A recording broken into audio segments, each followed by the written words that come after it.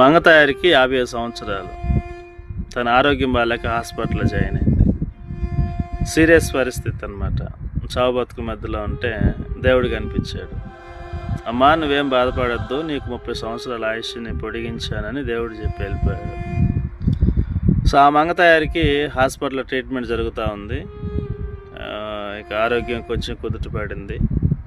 ఇక ఆరోగ్యం అంతా బాగుపడిన తర్వాత నాకు ఇక 30 సంవత్సరాల ఆయుష్ ఉంది కదా అని చెప్పేసి బ్యూటీ పార్లర్కి వెళ్ళేసి ఆ తెల్ల జుట్టుకి రంగు వేసుకొని, ఆ ఫేషియల్ చేసుకొని, ఆ ముడతలు ఇవన్నీ పోగొట్టుకొని ఒక యంగ్ గోల్లాగా తయారైపోయి ఇంటికి వస్తూ ఉంటే లారీ గుద్ది చచ్చిపోయింది.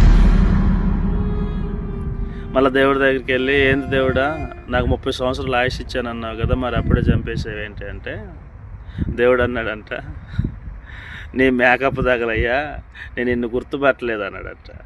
నీ మేకప్ తగలయ్యా, నేను నిన్ను గుర్తుపట్టలేదు అన్నాడట.